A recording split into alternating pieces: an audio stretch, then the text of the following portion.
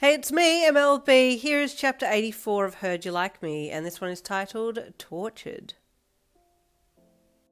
You narrowed your eyes at her, then switched your narrowed gaze to Jirou, who immediately avoided eye contact. Neither were thinking anything at that point, and that heightened your suspicions even more. You looked over your shoulder to the boat that had come ashore that supposedly had your bags and change of clothes in it, and you eyed the boat before looking back to your two girls. "I'll stay my swimmers," you then said, watching Momo keenly. Her face fell slightly, but then she tried to hide it by pushing the smile harder onto her face, but it just looked weird. But it'll be so much more comfortable in a change of clothes, right?" she asked sweetly. "You want me to change," you said in an accusatory voice, still eyeing her. "Well, yes, I want you to be comfortable," she said, still fighting to keep her composure. "Come on," you heard her whisper in her brain. You glanced at Jirou, who still hadn't looked at you, and so you started asking yourself questions to try and work out what they were doing. What is it that they would want me to change into? You wondered. What piece of clothing would they... Then you remembered the clothes shopping that you had done with them a few months back, and you paled. "Dress," you suddenly said. Both girls stiffened. "It's the dress. You've packed the dress," you shouted, pointing at them. Jirou's terrified eyes then met yours, and she looked at Momo. "It's a code red. Go, go," she suddenly said, jumping up and grabbing one of your arms. Momo jumped up too and lunged at you, creating rope from her arm and using it to quickly tie one of your wrists, and then stepping behind you to tie your other arm behind you as well, while Jirou continued to hold you. "What? What? Betrayal!" you shouted. "What is this?" "It's for your own good, Yin," Jirou said. "You'll look so lovely," Momo added, trying to defuse the situation. "What do you mean it's for my own good?" you screeched back to Jirou. "That doesn't make any sense." Jirou started laughing at that point, seeing the comedy in the situation, which only made it funnier by your confusion, and unfortunately that made it more confusing for you. "Why are you laughing?" you asked with the utmost confusion in your voice. "What is going on? Is it the dress? What are you doing?" "Madams," one of the wait staff said as he walked over to the three of you, making you all pause what you were doing.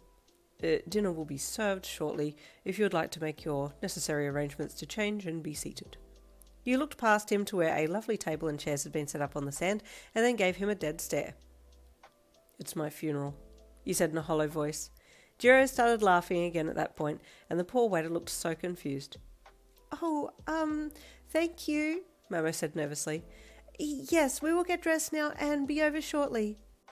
"Get dressed into what?" you asked as both Momo and Jirou started pulling you towards the boat by your tied wrists, making you walk backwards. "Get dressed into what?" you asked again more urgently. "Into what? I'm asking a question." "A lovely outfit that you chose," Momo said, her voice full of unbridled excitement. "I didn't choose it. I was forced to buy it, and I should have known this was coming," you wailed, mostly putting it on now.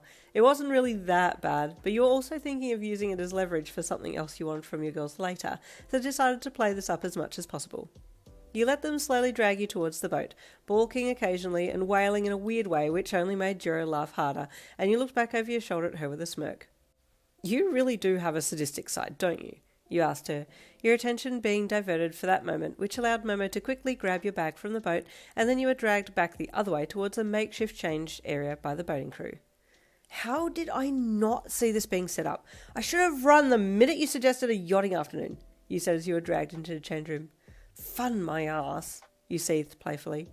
Jirou was enjoying this way too much and grabbed for the bag to reveal the dress that you had bought a while back and held it up. "It's time," she said. "My funeral, yes, I know, just kill me already," you deadpanned. She snorted and stepped towards you. Wait, let me tell you something. I want to tell you something first," you begged. "No, I'm not falling for that," she said. Momo, hold her still. It definitely took the girls a while to change you, but finally you were at a dress, and they were dressed, and you were now all walking barefoot on the sand over to where dinner had been set up. "Oh, isn't this romantic?" Momo gushed when she saw the fairy lights that had been strung up under the canopy that had been placed over the table to give you guys a bit of protection. "Yeah, totally," you replied as you pushed your knees out and gremlin marched like you'd seen Bakugo do. Jirou had been endlessly amused by you this afternoon and had to stifle another giggle by slapping her hand over her mouth. "You do look amazing though, Yin," she said in her mind, and you heard her. "Not as amazing as you," he replied, looking back at her.